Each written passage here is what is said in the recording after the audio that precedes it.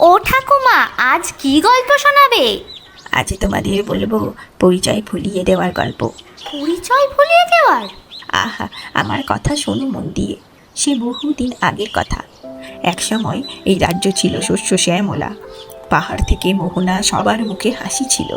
সোনার ফসল তৈরি হতো। মানুষ একে অপরকে দেখতে পেলে হাসি মুখে প্রণাম জানাতো। তারপর একদিন ক্ষমতায় এলেন এক দুষ্টু রানী। উনি সিংহাসনে বসার সাথে সাথে এই রাজ্যে সূর্য অস্ত গেল। এরপরেই রানী ফতোয়া জারি করলেন। কি ফতোয়া জারি করলো ঠাকুমা? পরিবর্তনের ফতোয়া। বাড়িতে বাড়িতে পরিবর্তন।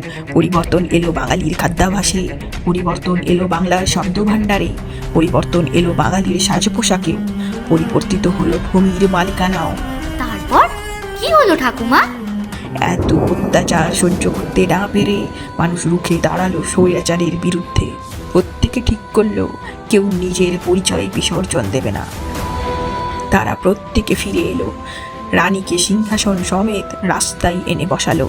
রানী দেখলো তার সব লোক দৌড়ে পালাচ্ছে, আর যাদেরকে ঘর বাড়ি ছাড়তে হয়েছিল তারা রাগে ফুঁসছে। নতুন ভোরের সূচনা হতে দেখে রানীও সেই দিকেই দৌড়তে শুরু করলো। যদি কেউ জোর করে কারোর শিকড় ভুলিয়ে দেওয়ার চেষ্টা করে তাহলে তার বিসর্জন নিশ্চিত। পাল্টানো দরকার, চাই বিজেপি সরকার। পাল্টানো দরকার, চাই বিজেপি সরকার।